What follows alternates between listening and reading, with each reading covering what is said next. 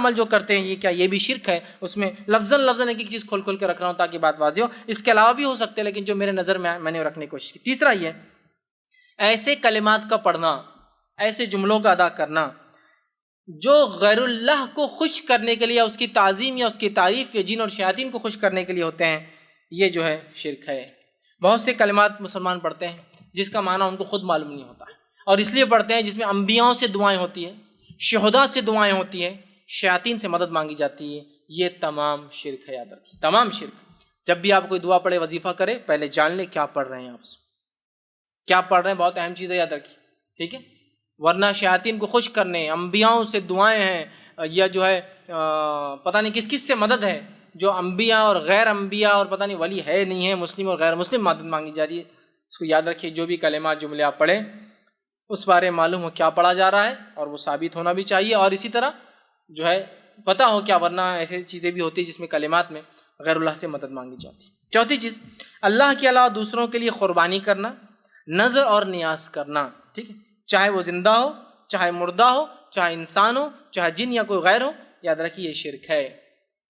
اللہ کے علاوہ کسی اور کے لیے قربانی کرنا، نذر اور نیاز مانگنا، قربانی، نذر، نیاز، جس کو منت کہتے ہیں عام زبان میں، قربانی کرنا، نظر مانگنا، نیاز کرنا یا منت مانگنا غیر اللہ سے شرک ہے۔ نہیں، ہم اللہ کے نام سے کرتے ہیں، بس وہ در پہ کرتے، تو وہی تو مسئلہ ہے۔ مشرکین بھی تو یہی کر رہے تھے، اللہ ہی سب سے بڑا رب تھا، کسی اور کا در اپنا لیا تھا اللہ کو خوش کرنے کے لیے، وہی تو شرک تھا ان کا، اسی لیے تو مشرک کہلائے۔ وہ بتوں کو کیا کرتے، بتوں کے سامنے قربانی کرتے کہ اللہ خوش ہو، یہ قربانیوں کو پہنچائے، ہم بھی وہی کر رہے ہیں کہ فلاں بابا کے پاس کریں گے تو اللہ تک پہنچائیں گے، وہی تو شرک ہے میرے بھائی۔ اسی کو تو شرک کہا گیا، اسی کو تو سمجھنے کی ضرورت ہے۔ اور اس کو یہ نہیں کہہ رہے اپنے بابا کے خلاف بات ہو رہی ہے، اس کو ایسا مت لیجیے کہ ہمارے خلاف اور ان کے خلاف۔ بات یہ ہے کہ ہمیں بہت سنجیدگی سے سوچنا ہے، کہیں کوئی عمل ہمارا رب کے خلاف تو نہیں جا رہا نا، وہ اصل ہے۔ دنیا لاکھ ناراض ہو کچھ فرق نہیں پڑتا میرے بھائی، رب ناراض نہ ہو، یہ اصل چیز ہے، ٹھیک ہے؟ اسی طرح پانچواں کام، اللہ کے علاوہ کسی اور سے دعا مانگنا اور پناہ طلب کرنا، ٹھیک؟ اللہ کے علاوہ کسی اور سے دعا مانگنا اور پناہ طلب کرنا، مطلب کیا ہوا؟ مشکل آ گئی، یا فلاں مدد کر اللہ کے علاوہ، یا پھر پناہ طلب کرنا، اے فلاں مصیبت سے بچا لے، مصیبت آ رہی، آندھی آ رہی، طوفان آ رہی، اللہ کو چھوڑ کر کسی اور سے دعائیں مانگنا اور پناہ طلب کرنا۔ پناہ سمجھتے نا، حفاظت میں جانا، یہ کیا ہے؟ شرک ہے۔ اور آج ہم دیکھتے ہیں اللہ کے علاوہ دعائیں مانگنا تو کیا ہے، اندازہ لگائی ایسی دعائیں کہ جسی کو انتہا نہیں، دینے والا اللہ ہی ہے۔ ارے میرے بھائی، مشرک کا بھی تو یہ عقیدہ تھا نا، دینے والا اللہ ہے، آسمان پیدا کرنے والا اللہ، بارش دینے والا اللہ، ان کو بنانے والا اللہ۔ شرک یہی تو تھا کہ بتوں کی طرف چیزوں کو منسوب کرتے تھے، یہی تو شرک تھا۔ سمجھنے کی بہت سخت ضرورت ہے کہ تو اللہ کے علاوہ کسی دعا مانگنا یا پناہ طلب کرنا شرک ہے۔ چھٹا، مقبرے یا قبروں پر یا آستانوں پر یا علم یا تعزیے، ٹھیک؟ قبروں پر خبر، مقبرے آپ سمجھتے ہیں کنسٹرکٹڈ بہت زبردست چیزیں ہیں جو وہ کر رہے ہیں۔ اسی طرح جو ہے ان سے دعا مانگنا، ان سے منت مرادیں، اپنی حاجت روائی کی دعائیں دینا، ٹھیک؟ اسی طرح ان کے لیے قربانیاں کرنا، چڑھاوے چڑھانا اور ان کا طواف کرنا، ان پر نماز پڑھنا، یہ سب شرک ہے۔ سمجھ رہے ہیں آپ بات کو؟ یہ تمام چیزیں شرک ہے کہ ان سے مانگنا، مدد، دعائی، اولاد، اسی طرح منت مرادیں، چڑھاوے چڑھانا، ان کے لیے قربان کرنا، طواف کرنا ان کا جا کر، یا اسی طرح جو ہے نماز پڑھنا، یہ تمام کیا ہے؟ شرک ہے، یاد رکھیں۔ ساتویں چیز جو ہے جادو کا کرنا کفر ہے اور شرک ہے، یاد رکھیے۔ اس لیے کہ جادو ایکچولی کفر انوالو کرتا ہے، وہ ایسا کفر ہوتا ہے جس سے انسان شرک کر ہی بیٹھتا ہے۔ ایسا جنوں کو خوش کرتے ہیں علاقائی، اور بڑے بڑے جنوں کو خوش کر کے اپنے کام نکلواتے ہیں، تو یہ پہلے کفر ہے پہلے درجے کا، اور اس کے بعد شرک بھی ہوتا ہے، دونوں اس میں انوالو ہوتا ہے۔ تو جادو کا کرنا کفر ہے، شرک ہے، اور یہ شرک تک لے جاتا ہے۔ اسی طرح فال کھولنا شرک ہے۔ فال کھولنا سمجھتے نا؟ چلو کل کیا ہوں گا ذرا دیکھ لیتے، ارے کوئی تو بھی جا رہا ہے، ذرا فال کھول دو، دو چار چٹھیاں بنا کے اپنے فالا کھول رہے، کل کام ہوں گا یا نہیں ہوں گا، ٹھیک؟ یہ سب کیا ہے؟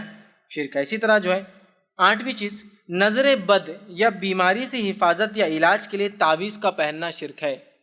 نظر بد، اور یہ بری نظر بہت جلدی لگ جاتی، بچے کو تعویذ ڈال دی، وہ ذرا کمزور ہے اس کا معاملہ، نظر جلدی لگ جاتی۔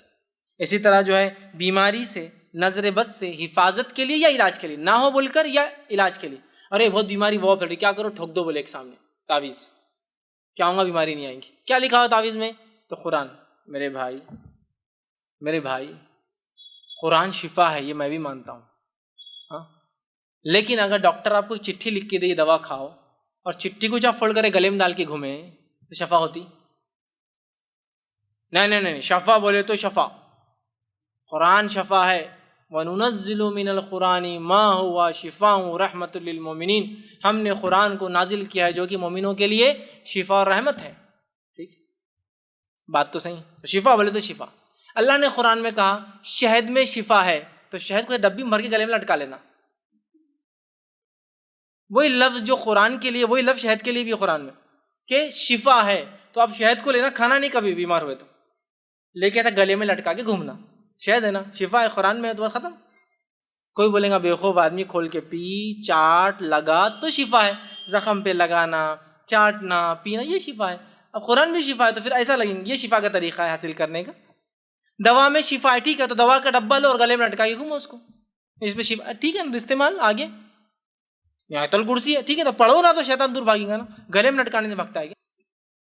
گلے میں لٹکانے سے بھگتا ہے؟ ایک حافظ قرآن انسان ہے، کیا ہے؟ اس کے تو پورے سینے میں قرآن ہے نا، اس کو شیطان نہیں بہکاتا کبھی آ کر کو پوری آیت الکرسی کا پورا قرآن ہی بھرا ہوا اس کے اندر، تو نہیں بہکاتا کیا؟ بتائیے۔ جب حافظ قرآن پڑھیں گا تو وسوسے سے دور ہوں گے، ہے نا؟ یہ ہے میرے بھائی، پڑھنا ہے، عمل کرنا، یہ مانا ہے اس کا، ٹھیک ہے، تو لٹکا کے گھوم رہے آپ اس کو، نہیں، قرآنی ہے تو جائز ہے، غیر قرآنی جائز نہیں۔ حدیثوں میں جو آتا ہے وہ بت والے تعویذ رہتے تھے، بس ہر چیز کو لے جاؤ اور وہاں لے جا کے لگا دو، یہ تو بنی اسرائیل کے لیے ہے، یہ تو فلاں قوم کے لیے ہے، یہ تو نوح علیہ السلام کے لیے، یہ تو قریش کے لیے، تو فلاں کے لیے، ہم کیا، ہم پورے کے پورے جنتی کچھ بھی نہیں کر کے، یہ اپنے آپ پہ لاگو کرنا ہے، ٹھیک ٹھیک۔ تو نظر بد یا بیماری کے علاج یا شفا کے لیے تعویذ کا لٹکانا ہے، پہننا شرک۔ نویں چیز، وہ عمل جو خالص اللہ کے لیے کیا جانا چاہیے وہ دوسروں کے لیے کرنا شرک ہے، مثلاً ایسی محبت جو محبت کا تقاضا ہے کہ اللہ سے کی جائے کسی اور سے کرنا، یا ایسا ڈر جو صرف اللہ سے رکھا جائے کسی اور سے رکھنا شرک ہے۔ مثال کے طور پر ایسے کام جو خالص اللہ کے لیے ہونا چاہیے کسی اور کے لیے کرنا شرک ہے۔ مثال کے طور پر ایسی محبت کسی سے کرنا جیسا اللہ سے کرنے کا حق ہے، اور ایسا ڈرنا کسی اس مخلوق سے جیسا اللہ سے ڈرنے کا حق ہے، یہ بھی شرک ہے۔ بہت سے لوگوں کو جتنا ڈر اللہ کی غضب سے، اس کے عذاب سے نہیں لگتا، اس سے ڈر ان کو ایک شیطان کا قصہ سنا لگنا شروع ہوتا، تھر تھر کانپ رہے، رات میں نیند نہیں آ رہی۔ عذاب کا بولو جہنم میں عذاب ہے، جہنم میں عذاب دیکھا جائے گا۔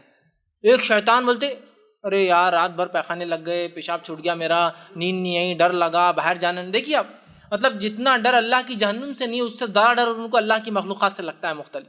لیکن اس کا ہرگز معنی ہی نہیں۔ ایک صاحب مجھ سے پوچھنے لگے کہ میں نے ایک بار ایسا درس میں بیان کر دیا اور وہ ایک خطرناک کتے کے سامنے جا کے کھڑے ہو گئے۔ لوگوں نے پوچھا یہ کیوں؟ بولے اب میں ڈرتا نہیں اللہ کے علاوہ کسی سے۔ میرے بھائی یہ معنی نہیں تھا اس کا کہ آپ کتے کے سامنے، شیر کے سامنے کھڑے ہو جا کے اور بولے میں ڈرتا نہیں کسی سے۔ معنی یہ جیسا ڈر اللہ سے ہونا چاہیے۔ دیکھیں تحت الاسباب ڈر تو شیر چیتے سے کر سکتے، اس لیے کہ اللہ کے رسول نے فرمایا 5 جانوروں کو تو نماز میں مار سکتے ہو، اس میں ایک فرمایا سانپ ہے، نماز میں مار سکتے، بچھو ہے، کیوں؟ نہیں میں ڈرتا نہیں ان سے، اللہ جو کرنا ہے کریں گا۔ نہیں، تحت الاسباب جو کوشش کر سکتے کر دو، پہلے مار دو، پھر دیکھا جائے گا اللہ نے جو فیصلہ کیا، کاٹیں گے نہیں کاٹیں گے، نقصان ہوں گے، سمجھ رہے؟ فوق الاسباب ڈرنا، ایسا ڈر جو اللہ سے ہونا چاہیے، ایسی محبت جو اللہ سے ہونی چاہیے۔ جیسے بہت سے ہوتے ہیں نا جو عاشقی کے چکر میں جاتے ہیں، ایسی محبت کرتے جو محبت اللہ سے ہونا چاہیے کہ اگر سامنے والا نہ ملے تو بھی مت زندہ رہے، میں بھی نہیں، دونوں مر جاتے۔ مطلب اپنی زندگی کا مقصد بھول جاتے ہیں، گویا ویسی محبت انہوں نے اللہ کے علاوہ غیر اللہ سے کر لی جیسی محبت کس سے ہونا چاہیے تھا؟ اللہ سے۔ سمجھ رہے ہیں؟ اپنی زندگی کو ختم کر لے رہے ہیں، اپنی جانیں لے رہے ہیں، دوسروں کی جانیں لے رہے ہیں، یہ ہوا وہ معنی اس کا، ٹھیک؟ تو وہ کام جو خالص اللہ کے لیے، محبت، نفرت، دینا لینا خالص اللہ کے لیے، ڈر، وہ کسی اور کے لیے کریں وہ بھی شرک ہے۔ اسی طرح 10واں پوائنٹ، چیزوں پر صلیب کا نشان بنانا یا کالے ٹیکے لگانا۔ چیزوں پر صلیب کا نشان بنانا یا کالے ٹیکے لگانا یا لٹکانا یا اور کوئی شکلیں مختلف اور بھی ڈیزائنز بنانا، ٹھیک ہے، اس نیت سے کہ یہ حفاظت کریں گے، یہ بھی شرک ہے۔